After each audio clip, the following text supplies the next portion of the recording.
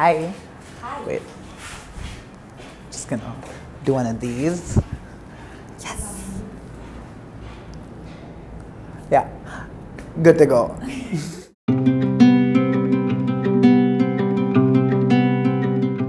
I think identity is the one thing that I have held on to since before I can remember anything. I knew I was a girl, like it was the first thing I knew.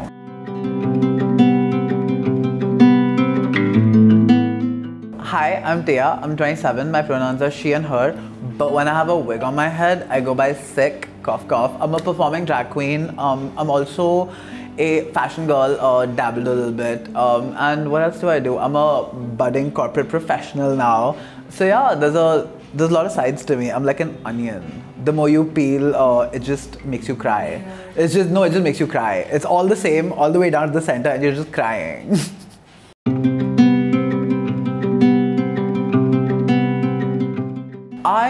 So actually, funnily, I think I fall within the bi-pan like spectrum, which I still haven't understood what all of that's about, because I know there's a lot of like chatter online about what's the correct one. So I just say queer. Like I just identify as queer, as a queer woman. I think to me, body parts don't really have a factor in like attraction. I think for me, it's more about like energy. It's more about like how we're vibing, all of that. Been with men, I've been with women, I've been with non-binary folk. So it run the whole spectrum. So I actually am dating somebody right now, and I think that that is a good barometer. My partner is really sweet, really funny, has more energy than me, which is crazy, right? Can like talk my ear off, but also like is somebody who like really like loves me for me. I think that's so corny to say, but it's, you know, it's facts. Like I think I like somebody who understands that I'm not always just like super on version of myself, that is like a downside to me, and if you can like rock with that, I think then, you know, yeah, that to me, like that's what intimacy is about, that's what love's about. So yeah.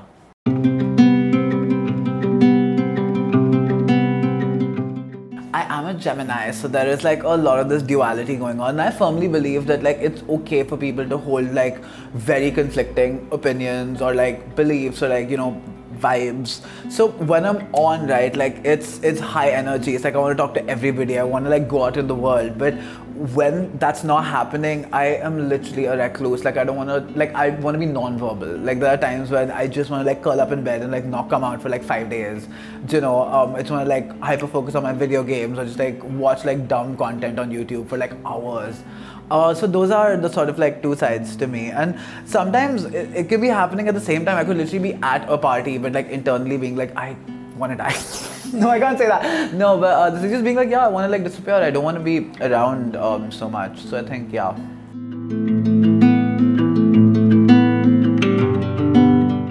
I joke with my friends that I like to get dressed to go out more than I like actually going out, because I think the older I get, like my social battery tends to drain a lot quicker. I don't have like this hunger of a 21-year-old anymore. You know, I'm a dignified older woman. It's fascinating. I quit alcohol. I've been 3 years like sober roughly. So I think that has definitely contributed, where I think there's a lot more of like the real me now, where I'm not using like liquor to sort of mask like these insecurities or like not feeling correct, you know. And I think that how that feels it's interesting, because I know that I would be somebody who could line up like 4 things to do in like one day, like really high intensity like social gatherings.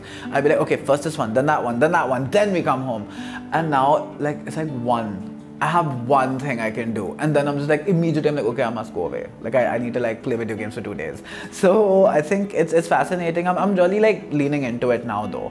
I think about the last year I used to feel a little bit sad about it, that oh, why can I not like keep up anymore, or like what's going on. But I think it's more about being intuitive and like really settling into like how, because your body talks to you, right? It's about like, are you listening? If you're not feeling it, like there has to be some reason you're not feeling it. So I think, yeah, trying to be more in tune with my body. I don't know about butterflies, but I think right now I just feel loved. I think that's what the main thing is. I know this is like such a shocker, but I haven't felt loved for a very long time in my life, you know. I'm trans, and I think that to get to where I am today, it's been a journey. I didn't always look like this. I wasn't always this in my skin about like things.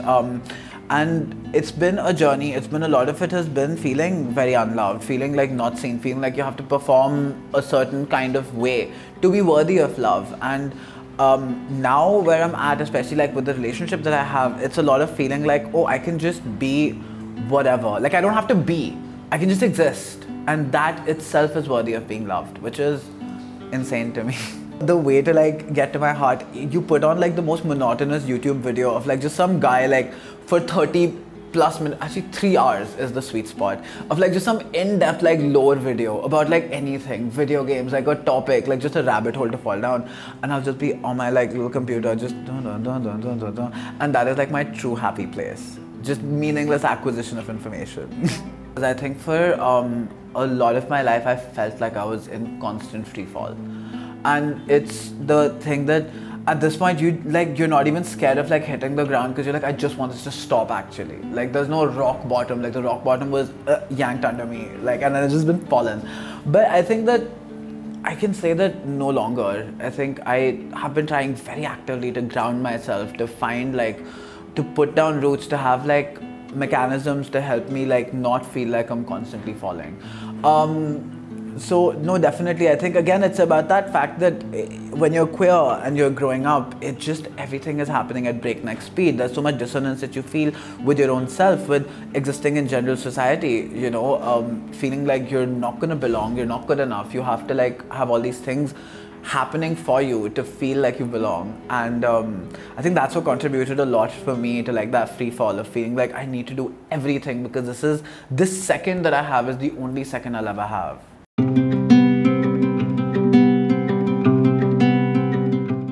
I love drag. I am, I think, the biggest like fan of drag. I think drag, and I'm not even being corny when I say this, drag saved my life. Like drag literally saved my life. Like putting a wig on my head for the first time was when I felt like, I cannot describe the amount of euphoria that I felt. I still have the first wig I ever bought. Her name's Jessica, by the way. This thing, and it's just like this little long grey beauty, you know, and drag has given me so much. I think that I was able to really, I think for me, I only started performing like a year ago. But I've been doing my version of drag for like years on the internet before that. I'm one of those internet queens where like it would just be me in my like bedroom with like one other friend taking thousands of pictures, just getting dressed up for like just for the sake of it, you know. And by doing that is what got me like noticed, is what landed me actual fashion shows. Like I got to walk an actual runway for like Amazon India Fashion Week, and that was insane. That here are all of these like beautiful, gorgeous models, and here's like what, like I must have been 22-year-old me with like a little wig on her head, just like, you know, just walking and hitting that runway and getting to do that over and over again, being in fashion magazines. I think drag really made me who I am. I don't know who I'd be if it wasn't for drag. It helped me express so much of my own femininity, you know. It helped me express who I wanted to be. It also was an escape from reality. I think I still describe myself as somebody who, I don't see myself as like a person sometimes. I think that's when that dissociation really kicks. My way of dealing with that is to imagine myself as like a cartoon character, as like something that's been drawn, you know. So I think drag like has really helped with cementing that sense of unreality, because you really get to bring like this vision in your brain out into the world and make it real, and I think that's pretty magical.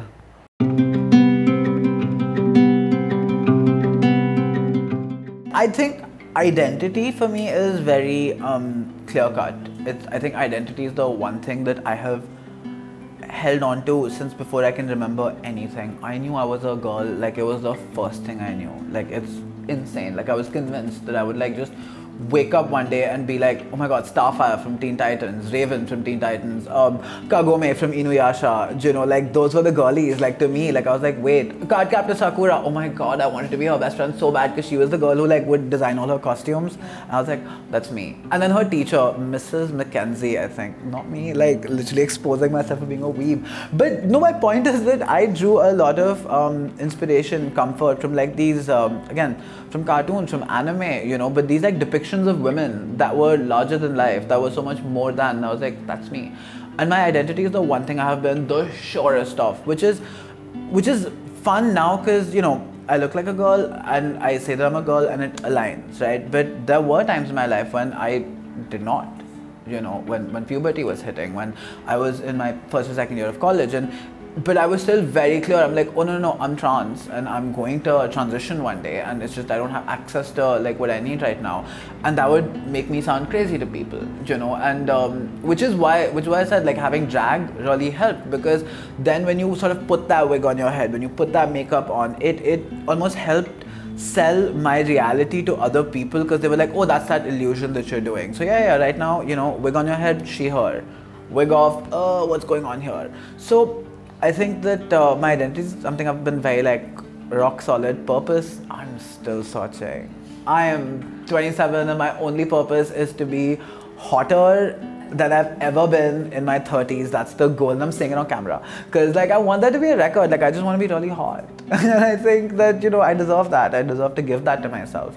But other than that, I don't know, purpose, make money, be comfortable, not have to stress so much. I think those are things. I think that, like you said, I've been so many people, therefore like all of those people have also had their own aspirations, their own dreams, and I still hold space for each of those dreams. But I think that it's no longer that, oh, you have to like have this one thing happen and that can be your thing for the rest of your life. I was fairly young when I had a lot of my lifelong dreams come true, and that can like really do a number on a person. I think it's insane that at like 22, 23, before I'd even transitioned, I had been in, and this is not a flex, I swear, I don't want to sound like an asshole, but I've been in every like Indian fashion magazine that I used to read as a child. I've done them all, like whether it's like a spread or if it's like a tiny little, because in Vogue I had like a tiny little picture of me backstage at Fashion Week when I was modeling, and I was like, that's it, I did Vogue, but like I've done other fashion magazines, I've got to walk the runway, and I literally never thought that would happen. And then I got to transition, which was another dream that I never thought that I would get to actually like get on hormones, I would get to have the surgeries I wanted, I would get to live my life as the way I envisioned myself. That happened. Then what?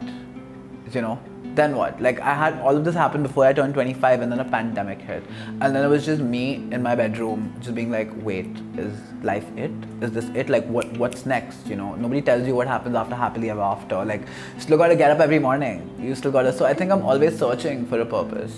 I think that even in terms of a purpose, I don't want to sound too high-handed, because I think that I think that I still have a lot of unresolved feelings about that, right? About like making it in like some small way of like that struggle like sort of ending, but then that trauma that you carry from having to go through all of those, that doesn't go away. So therefore the sense of achievement almost gets neglected, where like I did all these cool things, but then I just sort of sit back and I'm like, oh, I've not done anything in my life, I've not accomplished anything, I'm just sitting on my butt, so yeah.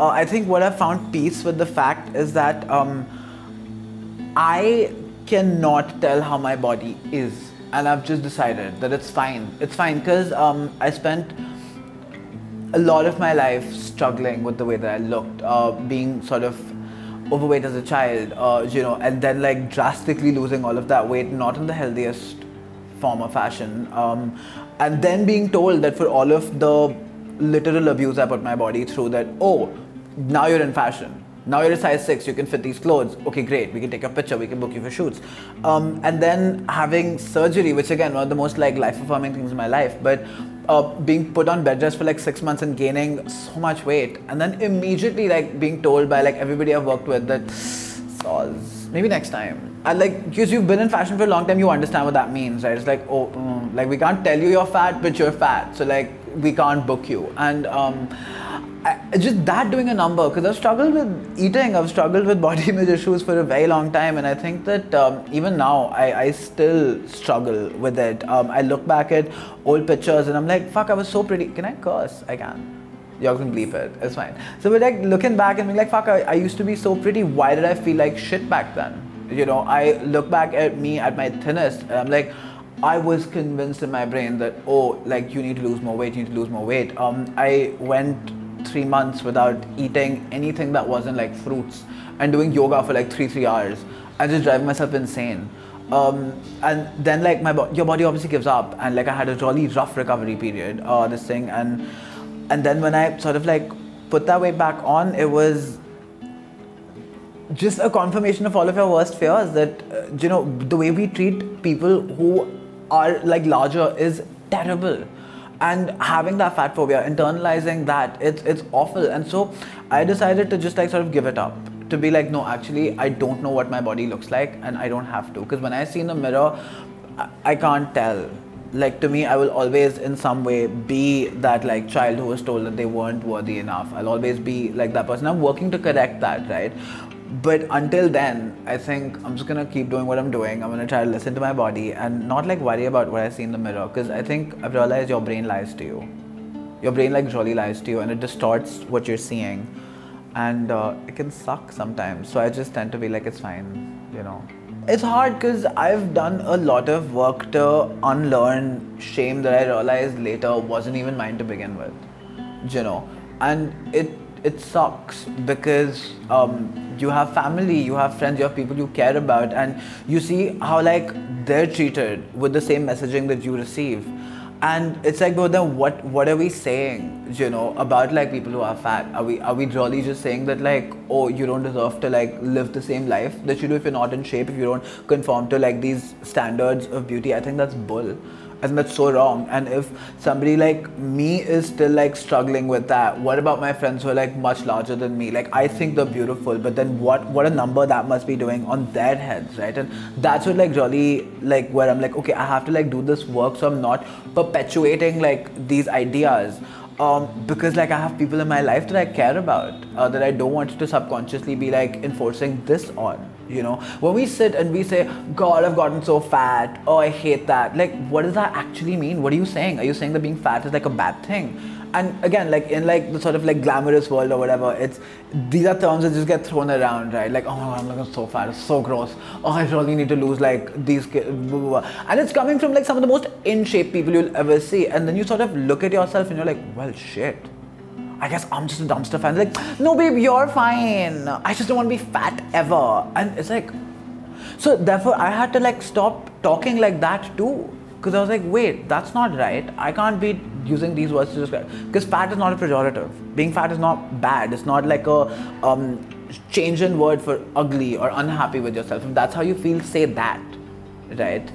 Don't substitute like this word in. So I think that's what, like, I still struggle with that, but I always want to name the emotion I'm feeling in a correct way. So yeah. What's your idea of health? Oh, I don't even know. I don't even know, because I think that's what, right? Like at my unhealthiest, I was being told that, oh, it's so good that you're taking charge of your body, you know. I don't think it's healthy to come back from photo shoots and like collapse on the floor because your back's in like just agony because you're not eating and you're doing yoga for 3 hours. I don't think that's healthy. But then you're told like, oh my God, you're so healthy, I love that. Oh my God, that's great. So I don't know what health is. I still struggle with eating 3 square meals a day. But I'm trying. I think to me, health is trying. I grew up in a family of doctors. So like I know that there is no like one pathway to health. There's not a catch-all term. You can be healthy in certain aspects, you can be unhealthy in certain aspects, and that's just how it is. So I think, yeah, that's what I think about health.